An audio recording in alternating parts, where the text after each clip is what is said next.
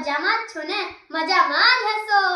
અટાણે અમારી Parmar family blog YouTube channel અવળી છે, અવળી થાતા વારી લાગે સબસ્ક્રાઇબ કરો. આપ સૌનું સ્વાગત છે અમારી YouTube channel Parmar family vlog પર. શું તમારા લીંબુના છોડ પર ફૂલ નથી આવતા અને આવે છે તો ફૂલ ખરી જાય છે? તો આપણે આજ એના વિશે વાત કરીશું. છોડ તમારા 2 થી 3 વર્ષના થઈ ગયા છે અને પાન પણ ઘણા છે, ડાળીઓ પણ ફેલાઈ ગઈ છે, પણ ફૂલ નથી આવતા. તો આ બધાના કારણો શું છે અને તેના ઉપાયો શું છે, આજે આપણે એના વિશે વાત કરીશું. ઘણા ખેડૂત મિત્રો ખાતર વધારે નાખે છે અને છતાં પણ પરિણામ મળતું નથી એને. તો આજે આ વિડીયોમાં હું તમને સંપૂર્ણ કારણો અને પ્રેક્ટિકલ ઉપાયો સમજાવીશ કે જેથી કરીને તમારા બગીચામાં ભરપૂર ફૂલ અને સેટિંગ આવે. તો આખો વિડીયો ધ્યાનથી જરૂર સાંભળજો અને વિડીયો છેલ્લે સુધી જોજો. સૌથી પહેલાં આપણે સમજીએ કે લીંબુમાં ફૂલ આવે કેવી રીતે. જ્યારે છોડમાં વેજીટેટિવ ગ્રોથ ઓછો થઈ જાય અને રિપ્રોડક્ટિવ ફેઝ શરૂ થાય છે ત્યારે ફૂલ આવે છે. અર્થાત કે જ્યારે વધારે લીલા પાન હોય ત્યારે ઓછું ફૂલ આવે અને સંતુલિત કે વૃદ્ધિ હોય ત્યારે વધુ ફૂલ આવે છે. બરાબર છે. જો તમે વધુ નાઇટ્રોજન આપતા હો તો બી ફૂલ આવતા નથી, એટલે એમાં ડાળીઓ એકદમ લીલીછમ દેખાય છે પણ ફૂલ આવતા બંધ થઈ જાય છે. બરાબર છે મિત્રો. આ મેઇન વસ્તુ છે કે તમે ફૂલ નથી આવવાનો. હવે તમારે ખાસ ધ્યાન રાખવાનું કે આને નિયંત્રણ કેવી રીતે કરવું. પહેલી વસ્તુ, ફૂલ આવવા માટે તમારે પોટાશ એમાં જરૂરી હોય છે. તો પોટાશ છે આપણે જોઈએ તો 05234 જે NPK 05234 આવે છે તે એમાં પોટાશ ભરપૂર હોય છે મિત્રો. એટલે ખાસ તમારે યાદ રાખવું, પોટાશનું તમારે કોઈમાં ફૂલ માટે ખૂબ જ મહત્ત્વપૂર્ણ છે, એટલે ખાસ એ વસ્તુ યાદ રાખવી. અને લીંબુમાં ફ્લાવર ઇન્ડક્શન માટે થોડીક સ્ટ્રેસ જરૂરી છે. જો તમે એને સતત પાણી આપતા રહો તો છોડ ફક્ત વૃદ્ધિ કરે છે અને તે સ્ટ્રેસમાં નહીં જાય, એટલે તેમાં ફૂલ નહીં લાગે. હવે એના માટે તમારે શું વસ્તુ કરવી છે, તમારે જો ફૂલ ખરી જતા હોય તો તમારે એમાં બોરોન છે, ઝીંક છે, મેગ્નેશિયમ છે કે ફોસ્ફરસ છે, આ 4 તમારે એમાં સ્પ્રે કરવો જોઈએ. તમે કોઈ બી જગ્યાએથી તમે આ બોરોન, ઝીંક અને મેગ્નેશિયમ ફોસ્ફરસ લઈ આવો તો તમારે લીંબુના ફાલ નહીં ખરે.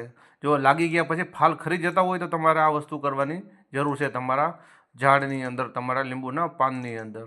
હવે સૌથી પહેલાં આપણે એક વસ્તુ કરીએ કે આનો આપણે તમને સ્પ્રે કહું કે આ કેટલા દિવસે સ્પ્રે કરવાનો તે તમારે આ દર 15 દિવસે 2 થી 3 15 દિવસના અંતરે તમારે 2 થી 3 સ્પ્રે કરવાના છે. બરાબર છે મિત્રો. અને હંમેશા એક વસ્તુ યાદ રાખવી, લીંબુમાં જ્યારે આપણે નર્સરીમાંથી પ્લાન્ટ લીધો હોય ત્યારે સીડ ગ્રાફ્ટેડ છે કે સીડવાળો છે. જો સીડવાળો હોય છે તો ઓછામાં ઓછા 5 થી 6 વર્ષ સુધી એમાં લીંબુ આવશે નહીં, એટલે હંમેશા તમારે ગ્રાફ્ટેડ પ્લાન્ટ હંમેશા લેવો નર્સરીમાંથી. એટલે આપણે એમાં 2 થી 3 વર્ષમાં આપણે એમાં ફાલ આવી જાય. હવે તમને હું એક પ્રેક્ટિકલ પ્લાન આપું છું મિત્રો કે હવે તમારે સૌથી પહેલાં શું કરવાનું છે. 20 દિવસ તમારે પાણી આપવાનું નહીં. 1 દિવસ પાણી પાઈ લેવાનું, પછી 20 દિવસ સુધી પાણી પાવાનું નહીં. પછી બીજી વસ્તુ, તમારે એમાં 05234નો એક સ્પ્રે કરવાનો છે. પર 5 ગ્રામ લેવાનું, 1 લીટરે 5 ગ્રામ 05234 લેવાનું. હવે જો તમારી પાસે 05234 આપણા ન હોય તો આપણે દેશીથી તમને કહું કે આપણા ઘરે જ વસ્તુ હોય છે એનાથી બી આપણે પોટાશ વધારી શકીએ છીએ. એના માટે તમારે આપણા ઘરની અંદર ફટકડી હોય છે, જે 50 ગ્રામ ફટકડી લેવાની અને 2 લીટર પાણી લેવાનું. જો પાણી ઠંડુ હશે ને તો ફટકડી ઓગળશે નહીં, એટલા માટે તમારે ફટકડી પહેલાં પાણી ગરમ કરી લેવાનું થોડું અને પછી એમાં ફટકડી પલાળી દેવાની, 50 ગ્રામ જેટલી લેવાની. પછી તમારે પાણીમાં ઓગળી જાય પછી તેને પાણીમાં એને પાઈ દેવું. પછી 20 દિવસ સુધી કાંઈ કરવું નહીં, એટલે જેથી કરીને ફટકડીમાં પોટાશ બહુ વધારે હોય છે, એટલા માટે આપણે ફટકડી કરી છે. જો ફટકડી બી ન કરવું હોય તો તમે આપણે જે કેરા આવે છે બનાના, એના બી તમે 4-5 કેરાની જે છાલું હોય છે એ છાલું તમે એને સૂકવી અને એને ભૂકો કરીને તમે આપણા લીંબુના છોડ નીચે તમે એને રાખી શકો. મતલબ એટલે એમાં પોટાશ બહુ વધારે હોય છે. એટલે આપણે આ 3 વસ્તુમાં કાં તો 05234 અથવા તો ફટકડી અથવા તો આપણે કેરા, આ 3માંથી જે બી તમને ઇઝી પડતું હોય એનો તમે સ્પ્રે કરી શકો છો. મિત્રો આ વસ્તુ ખાસ ધ્યાન રાખો, આ 3 વસ્તુમાંથી કોઈ બી એક કરશો એટલે તમારા લીંબુની અંદર ફૂલ આવવાનું ચાલુ થઈ જશે 20 થી 25 દિવસની અંદર. પાણી પછી આપવું નહીં, 20 દિવસ પછી પાણી આપવું નહીં ત્યાં સુધી.